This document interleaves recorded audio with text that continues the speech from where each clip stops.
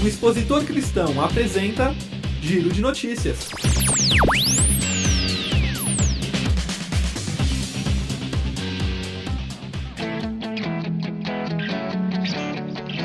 Olá, ouvintes do Giro de Notícias, eu sou a Sara de Paula e essa é mais uma edição especial do nosso podcast, que começa o mês de novembro trazendo a entrevista realizada com a missionária metodista, pastora Genilma Boiler. Ela é presbítera na 4ª Região Eclesiástica e está cedida para o Ministério Docente de Teologia e Ciências da Religião na Universidade Bíblica Latino-Americana em São José, na Costa Rica. Bom, celebrando o Dia Internacional da Não Violência contra a Mulher, que acontece no dia 25 de novembro, a nossa conversa fala sobre a importância das mulheres ocuparem um espaço na teologia e no exercício do sacerdócio feminino. Pastora Genilma, bem-vinda. Nós queremos começar essa conversa falando sobre a sua formação e sobre a sua caminhada até o ministério que você está exercendo hoje na América Latina. Então, Sara, a minha formação toda ela é em teologia, né? Então, eu estudei teologia no que agora é a FATEU, né? Que antes era a Faculdade de Teologia, e nos anos 80. Então, eu sou da geração, uma das primeiras gerações de pastoras da Igreja Metodista. Já tenho mais de 30 anos como presbítera da Igreja Metodista. E, bem, depois disso, eu fiz mestrados e tenho um mestrado em missiologia, que foi um período que eu trabalhei muito com a igreja, mas com ministérios específicos, com populações indígenas, tanto aqui no Brasil como no Paraguai. Depois eu voltei, quando eu voltei do Paraguai, eu fui trabalhar na Metodista, lá em São Bernardo do Campo, na pastoral universitária, onde eu estive 6 anos trabalhando na pastoral universitária. E nesse ínterim, eu estava concluindo a minha tese de doutorado, trabalhando no Isabela. Aí veio, uma amiga me enviou o edital de que a Universidade Bíblica estava com uma vaga para professora em teologia. Ela falou, por que você não entra, né? Porque toda a sua formação é teologia, você tem trabalhado no Brasil, mas não com teologia, porque eu trabalhei no IPA como professora de filosofia, de antropologia, de cultura religiosa, né? Depois fui para Isabela e aí trabalhei novamente cultura religiosa, antropologia, filosofia e acho que meio ambiente também foi uma matéria que... Além da teologia. Além da teologia. Mas, porque eram instituições que não tinham teologia, né? Então a gente foi fazendo uma trajetória na docência, mas numa outra área. Aí, bem, aceitei quase como uma brincadeira com meus filhos. Aí já pensou se sai e tal? E, enfim, foi uma coisa mais familiar. E aí decidimos e mandei o formulário e tal. E meses depois veio a resposta dizendo que se eu aceitava participar não somente como do edital, mas se eu aceitava também estar vinculada à instituição como missionária, porque o professor que estava se aposentando era um missionário americano, responsável pela cátedra de teologia sistemática. E minha formação é na área de teologia sistemática, e se eu poderia assumir então essa cátedra lá, mas como missionária da Igreja Metodista. Na Igreja Metodista, e principalmente aqui no Brasil, nós já temos pelo menos assim, não sei, eu acho que está beirando uns 50 anos que as mulheres começaram a estudar teologia, que começaram a ser ordenadas pastoras, que antes eram só diaconisas, né? Não que diaconisa seja menos, não de modo algum, é um serviço muito importante também dentro da igreja, mas o exercício do sacerdócio, né, do pastoreio como sacerdócio equivalente a uma condição que os homens ocupavam antes, isso é alguma coisa recente, ou seja, para nós não tanto, já uns 50 anos, mas para algumas igrejas isso nem é cogitado ainda, né, para algumas outras denominações, não é? Isso é uma realidade que a pastora vê tanto aqui brasileira quanto América Latina. Em América Latina e em algumas denominações isso ainda é um tema de muita resistência, né?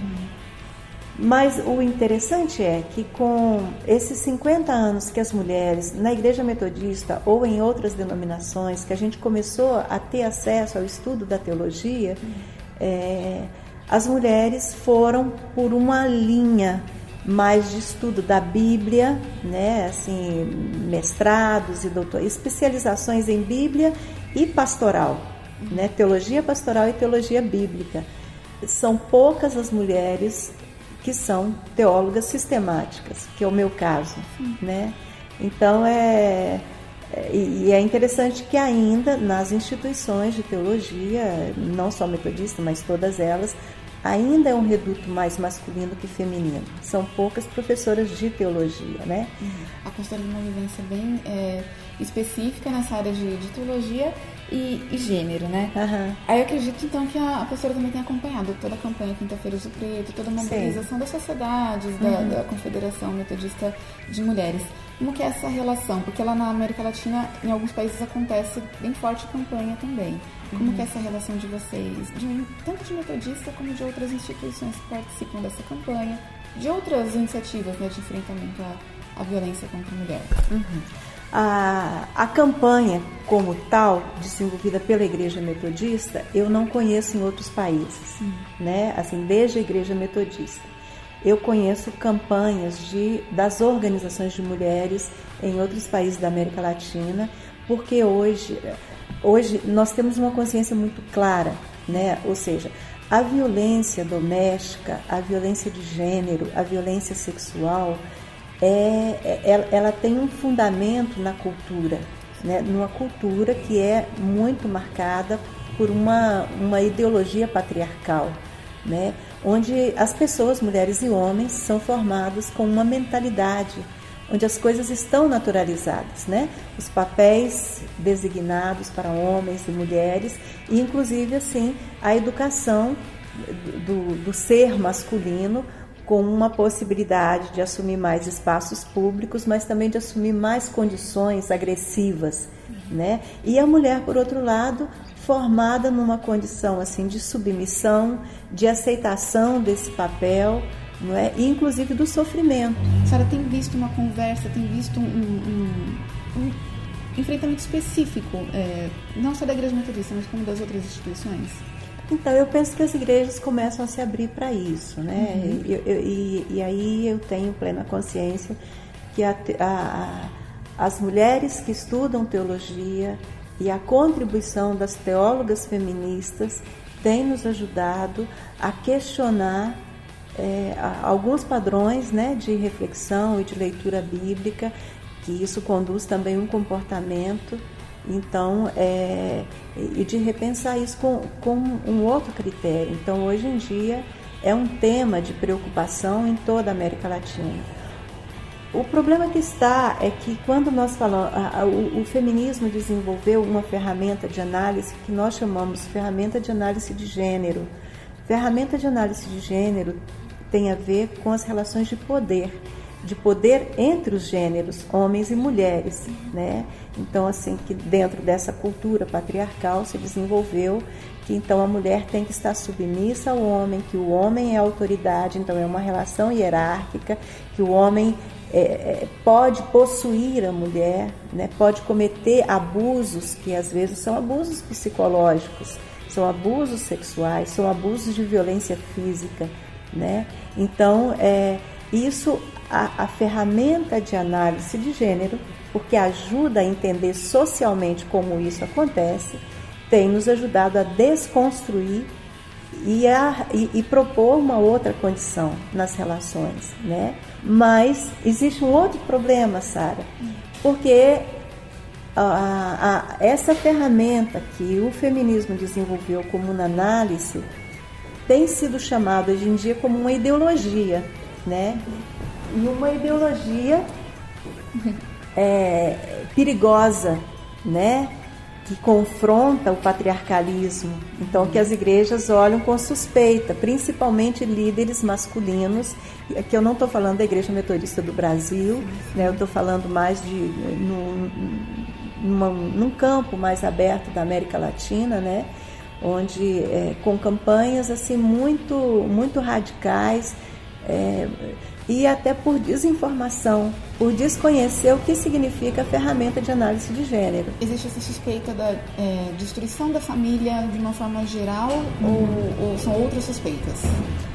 São várias coisas que tem por trás, né? Às vezes por não entender que o gênero não se trata simplesmente de identificar mulheres, né? Que gênero não é igual a mulher, que gênero faz uma análise social crítica das relações mulheres e homens, né? Então isso aí, o medo de que as mulheres vão se empoderar demais e vão destituir os homens dos seus direitos, que não passa por esse critério, né? Quando nós pensamos nas violências que existem nas famílias e que estão acobertadas por uma teologia patriarcal, aí nós temos que pensar, essas famílias já estão destruídas.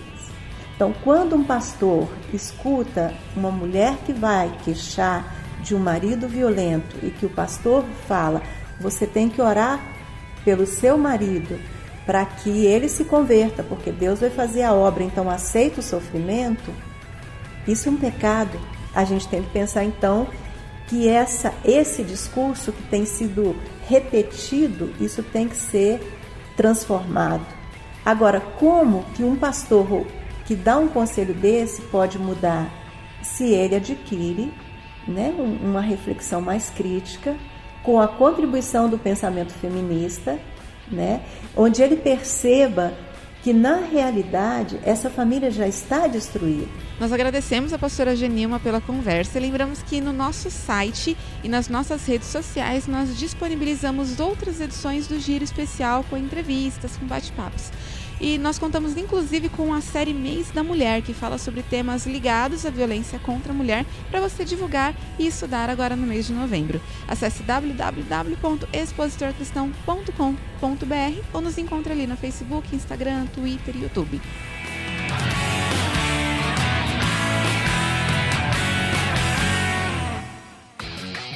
Você ouviu o Expositor Cristão. Apresentação José Magalhães, repórter Sara de Paula, edição e sonoplastia Rodrigo de Britos.